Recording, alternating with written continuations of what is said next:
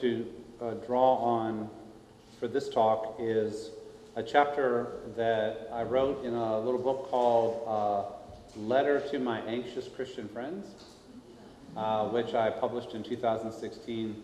It was intended to kind of be a popular level briefing on a variety of moral issues to help people think about their voting and their political engagement. So this was written in 2015. Which particular recent U.S. gun massacre affected you the most? Was it Sandy Hook, where a disturbed young man murdered 20 6- and 7-year-olds and 6 adults? Was it San Bernardino, Virginia Tech, Fort Hood, Columbine? How about the one in Las Vegas? Can you keep track of them anymore? You know, which particular aggrieved man who wanted to end his life in a blaze of gunfire brought which particular military-grade weapon to murder which particular group of innocent people in which particular little town on the worst day that that town would ever know? To be followed by 24/7 news coverage, police officials earnestly going on TV reconstructing every detail of the crime, stuffed animals and flowers at the killing site, which has become a pilgrimage site, politicians calling for prayer and action that never seems to come, the stupid circular arguments in the media, friends cursing each other out on Facebook as they argue over and over again. I write this: if you've made it this far, dear anxious Christian friend, you will know that on many issues I am the soul of sweet reason and patient dialogue. But on this issue, my sweetness and reason have left me.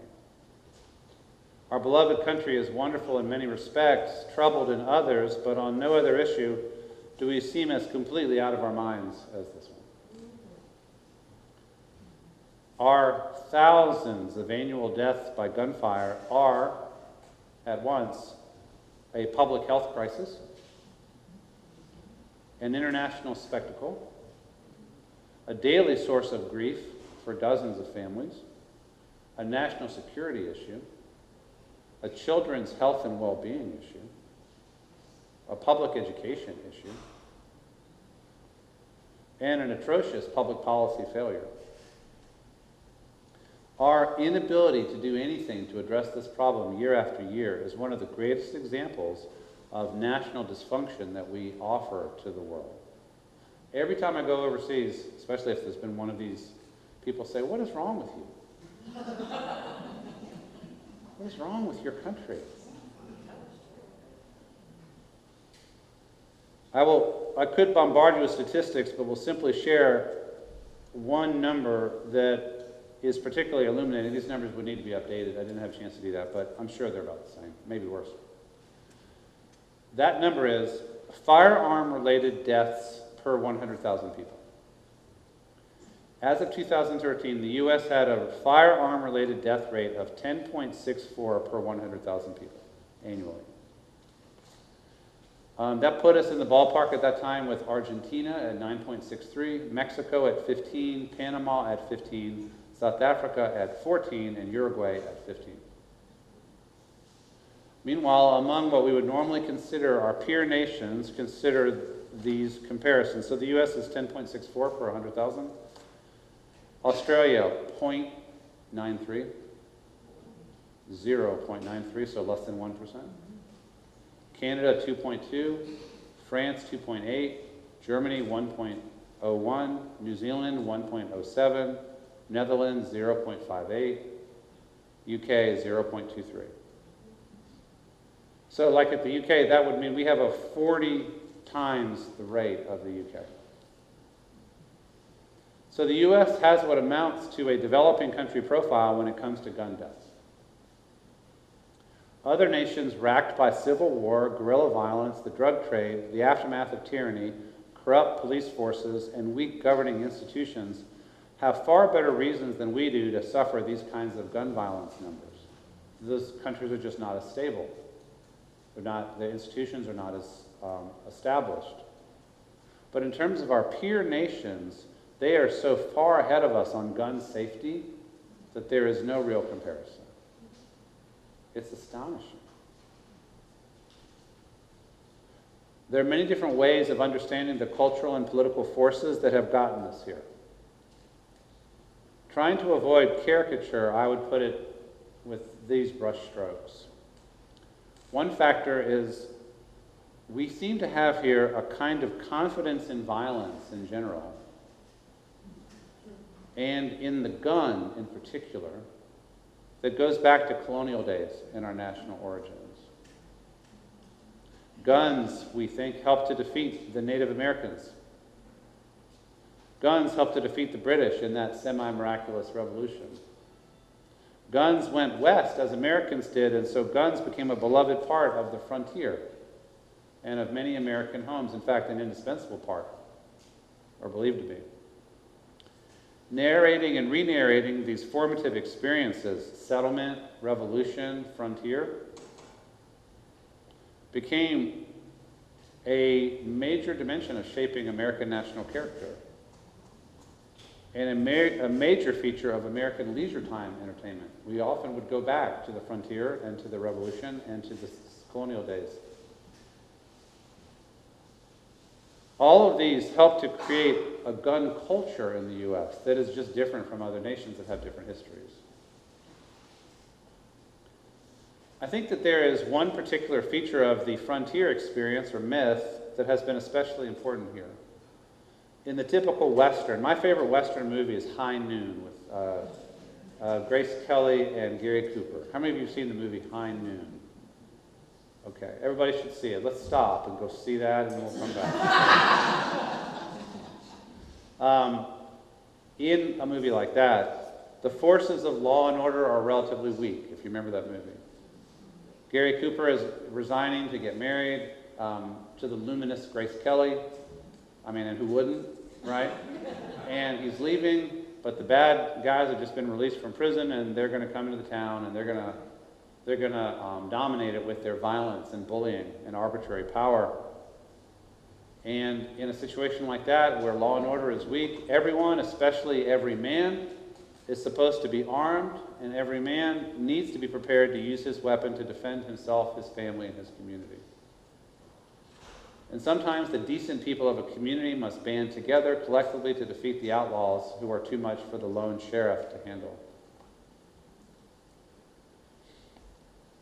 Two strands of political thought, one from the Bible and one from philosophy. From the Bible, Romans 13, and from philosophy, social contract theory. Both of these envision a delegation of violence, either from above, God, or from below, the people. A delegation of violence from the individual to the state to guard everyone against threats to life and property. The idea is, the world is broken and dangerous. You do need to have a sufficient force to intimidate those who would consider taking the law into their own hands or bullying others. And so you need the centralization of violent power in the state in order to, as Paul says, to deter the evil and to punish those who do wrong. He says God delegates those authorities to the state, and they do not bear the sword in vain. I actually have a sermon where I preach on what to make of that. It's complicated. But anyway, in these paradigms, the people, in essence, delegate that power to the state. If the forces of law and order are both strong and trustworthy, that delegated power is enough. The men and women with the guns who wear the uniforms, whether the military or the police, they are the ones who protect us. That's the idea. When we trust that, and that is the system that is working, then no individual has to constitute his own security force. Because you can call 911. Or the president can call the Air Force or the Army. It is one of the perennial challenges of human community to move from vigilantism, where everybody has to protect themselves and everybody is worried about the next person in the next house or the next tribe that comes in, to move from that to a peaceful, well-ordered society that includes a centralized power with disciplined force that is sufficient, that people do not need to be afraid that they have to protect themselves as if they are their own police force. So that's the idea, and in a lot of these other countries that I'm talking about, that's kind of how it operates. Like guns are banned or very tightly restricted. When I was in Germany not long ago, my host said, the only guns we're allowed to have are hunting weapons that have to be registered. Handguns and semi-automatics and stuff, no, we can't have them. And we don't want them. The police have them, and the military has them, but we don't have them, and that's fine.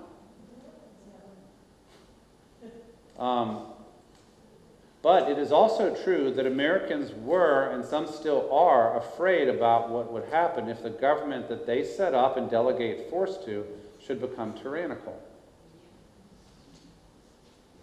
Many gun advocates passionately defend gun rights because of that residual fear of a tyrannical government. So we all have our safes with our guns because if the government should become fascist or tyrannical or communist, then we could fight back. We could defend ourselves house to house with the arsenals that we have acquired. Of course, when one considers the hardware and skills of a trained United States soldier and lays these alongside Harry, the homeowner, with his couple of guns, there's really no comparison.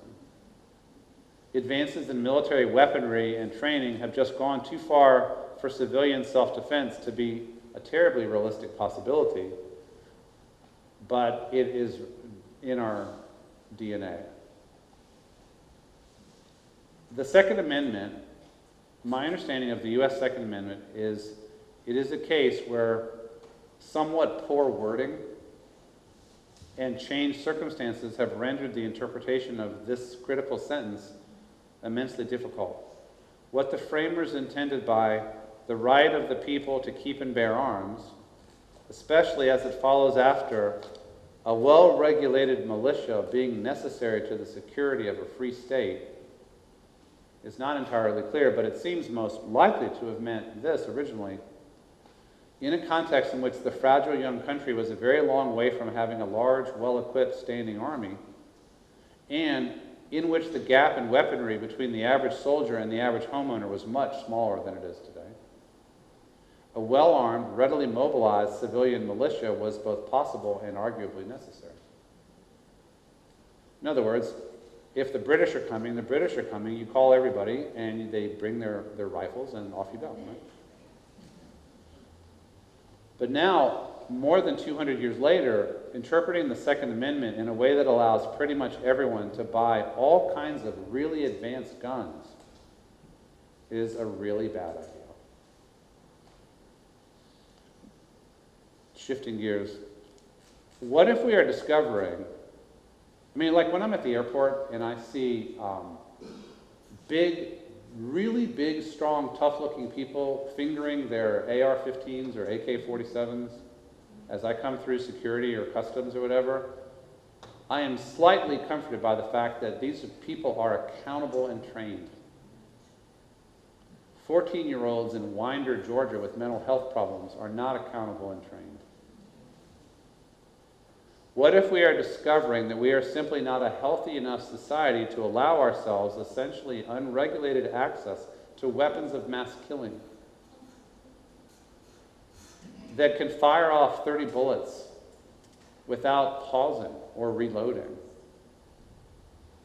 Perhaps we could imagine some utopia in which sober, sane, disciplined, moral, accountable, careful gun owners, all of them have these weapons so that if the Russians come, we can win or something.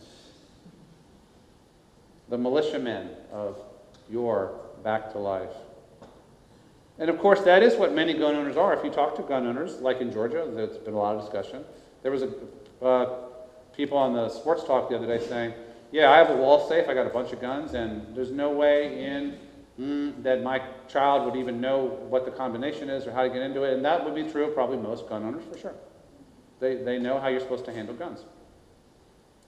But what if we're not a healthy enough society to widely make available weapons of mass killing because we're just too screwed up? Not all of us are indeed sober, sane, disciplined, moral, and careful.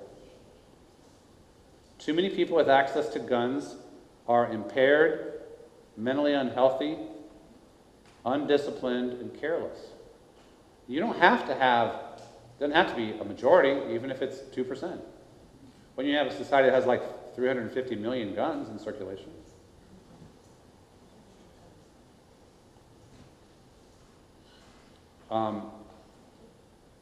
Think of people who leave guns around for toddlers to accidentally discover. People who, like the man in Georgia, to connect with his troubled young person who had been visited by the FBI to investigate threats of school shooting. And his decision to try to connect with that young man was to buy him an AR-15 for Christmas.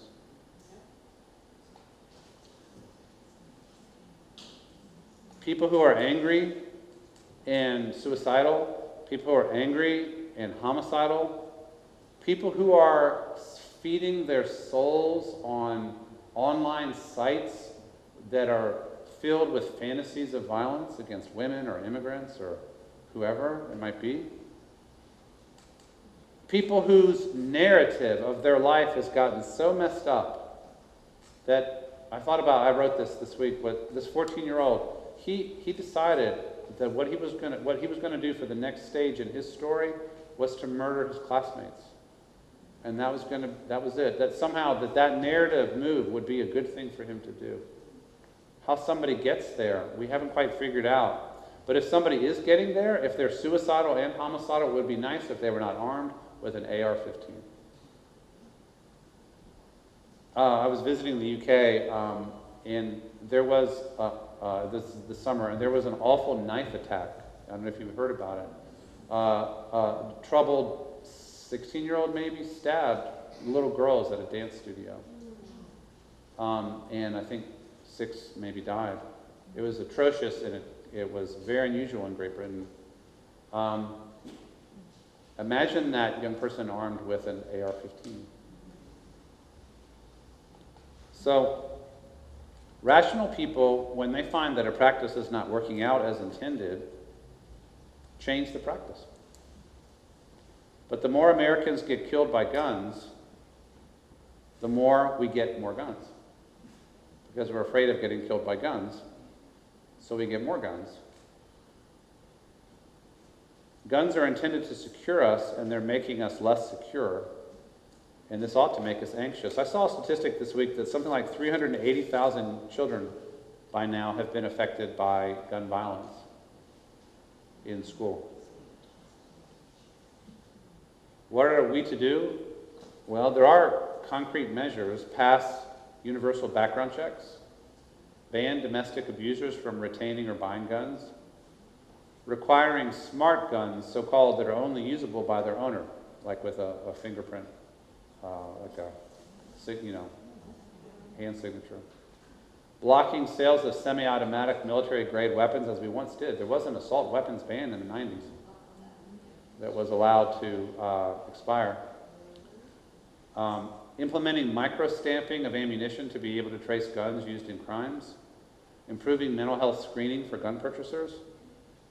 Ending the negligence-related immunity enjoyed by gun manufacturers and sellers. One thing that's starting to happen is prosecution of parents for negligence. I'll take it. Even in conservative states, Georgia has now indicted the father of Colt Gray, and if convicted of what he's been indicted for, he'll spend the rest of his life in jail. Never happened, never been tried before in Georgia. Now, Georgia is also an open carry state, and all kinds of issues in Georgia related to guns, but people are maybe learning some things. Did you know that we might start by allowing government research on all these matters? The Centers for Disease Control wanted to do research on guns as a public health issue, and it was blocked. Too controversial. Yeah. Yeah.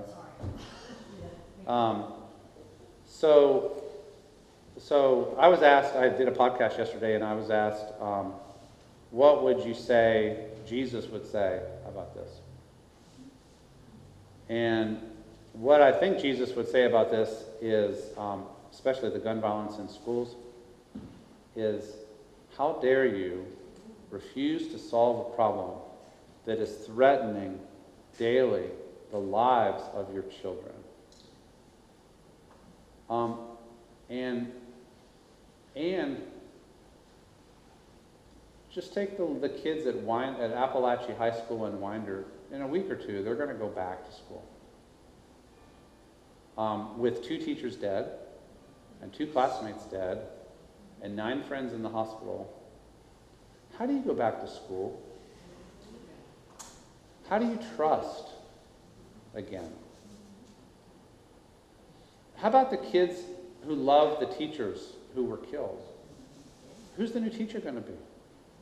What is that classroom? Can you even go back to that classroom? In some cases, like in Columbine, the first major school shooting, they tore down the school because it was too cursed a place for the kids to go back to it. There is a school just up the hill from where I live. It's an elementary school. And I hear the kids in the morning. It's an elementary school, and so they run those kids outside early in the day to get them screaming and running around and playing and getting the ants out of their pants so they can learn something, during the day. And I love the sound of kids singing and playing and screaming their, games with each other. But, and this is a residual just kind of effect for me. I can't now go by a school or hear kids playing on a playground without being scared for them. And thinking about different kinds of screams.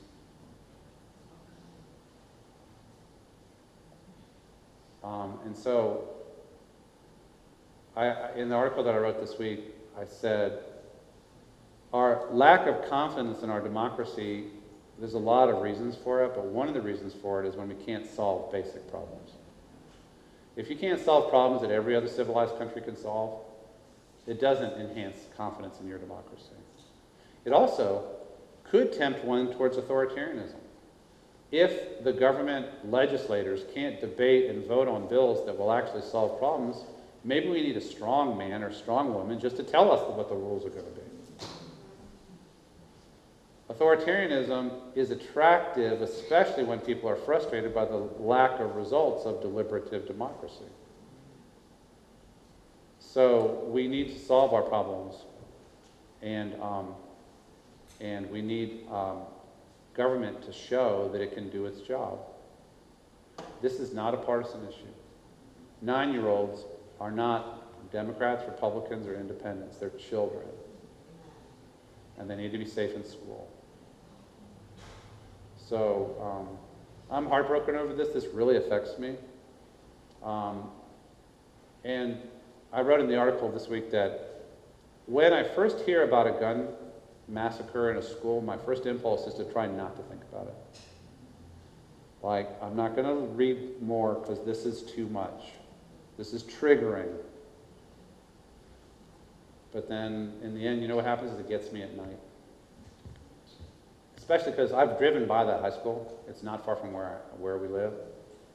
I was not able to do that this time. And so I lost a night's sleep thinking about those kids and feeling with their parents and grandparents. I read that one of the teachers who was killed had baked a cake for the kids that day, and it was a special day for some reason. Had ordered pizza. Was it her birthday? The day before was her birthday.